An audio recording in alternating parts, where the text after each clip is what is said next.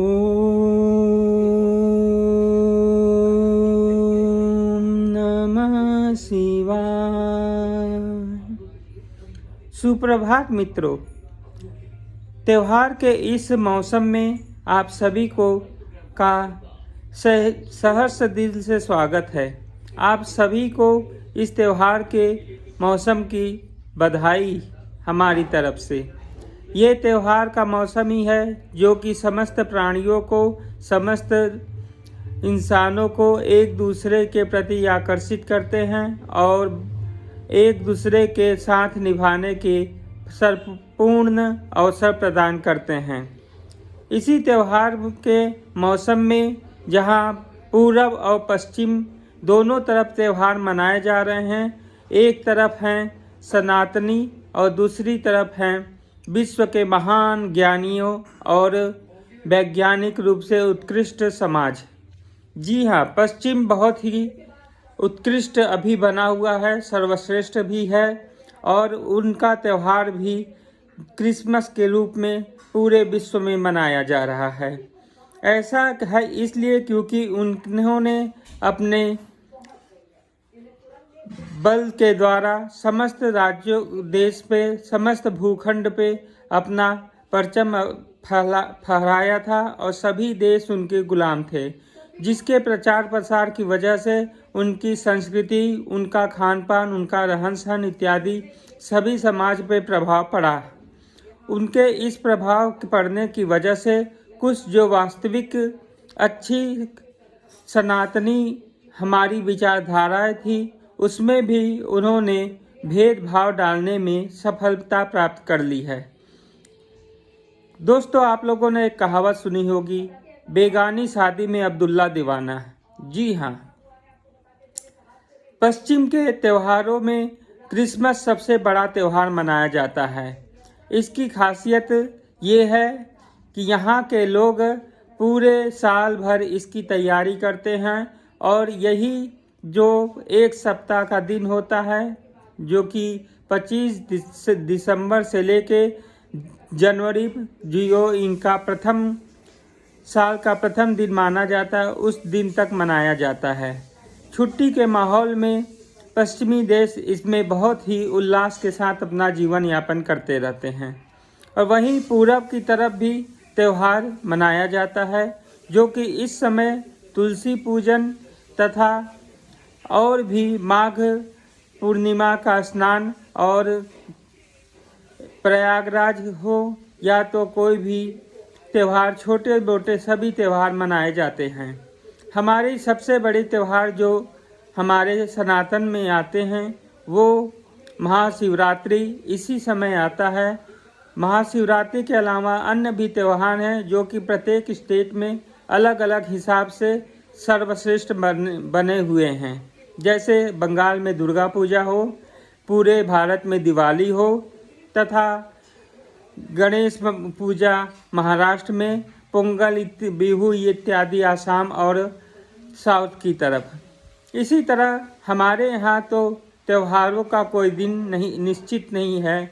हमारे यहाँ बहुत से त्यौहार हैं और बहुत सी खुशियों के माध्यम हैं और एक दूसरे से मिलने के रीति रिवाज हैं।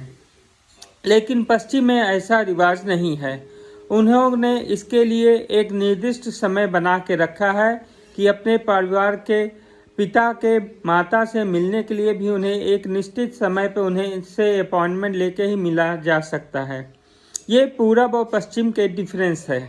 ये दोनों में एक दूसरे के प्रति जो विभिन्नताएं हैं वो मैं आपको बताता हूँ। पूरब जब त्यौहार मनाता है तो उसके समस्त इकाई अर्थात पेड़ पौधे, जलचल थलचल, यहाँ तक कि आसमान, वायु इत्यादि सभी की स्वच्छता, सभी को प्रदूषण मुक्त तथा सभी को अपनी तरफ से हर संभव प्रयास किया जाता है कि प्रत्येक प्राणियों को कुछ न कुछ अंशदान दिया जाए, प्रत्येक समाज के लोग को अंशदान मिले।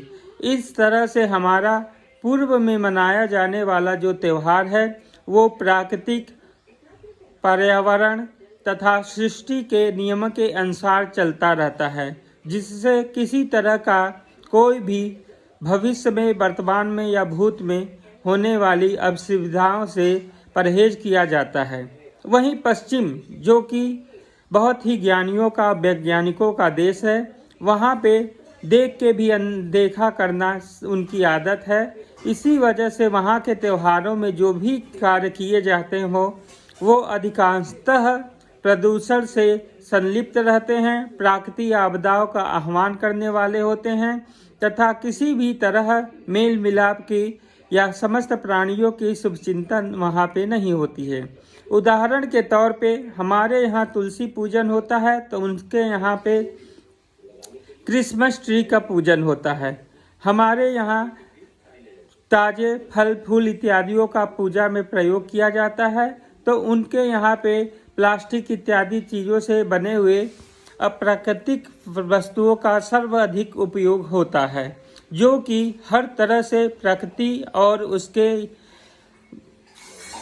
पर्यावरण तथा मानव जाति यहाँ के प्राणियों के लिए सबसे असुविधाजनक और सबसे खराब होता है।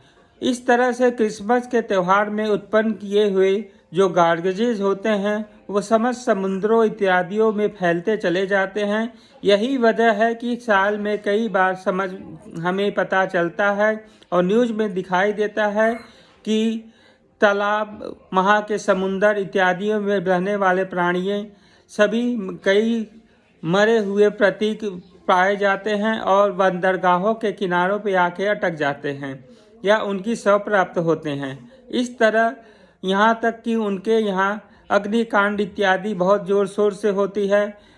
आतिशबाजी इत्यादि के साथ साथ जो अल्कोहल इत्यादियों का और मांसाचार का सबसे अधिक उपयोग होता है, उन सब की वजह से पर्यावरण की बहुत ही समस्या उत्पन्न हो जाती है। समस्त विश्व में उनके मिसाइलों इत्यादियों से ही, प्रकृति और ओजोन गैस में होने वाले छिद्रों की वजह से ही तरह तरह की बीमारियां इत्यादि फैलती चली जा रही हैं। वहीं हमारे देश में होने वाले पूजा के कर्मकांड में उपयोग की जाने वाली समस्त वस्तुएं जो कि प्रकृति से ही प्राप्त होती हैं और प्रकृति के लिए ही इनका उपयोग होता है तथा इनका विसर्जन करने से भी यहाँ के प्राणियों, छोटे मोटे जीवों इत्यादियों को भी आहार ही प्राप्त होता है। इस तरह पूरब और पश्चिम में जो समानता खोजते हैं, जो वास्तविकता देखते हैं, उनको ये समझ जाना चाहिए कि जीवन की सबसे अच्छी पद्धति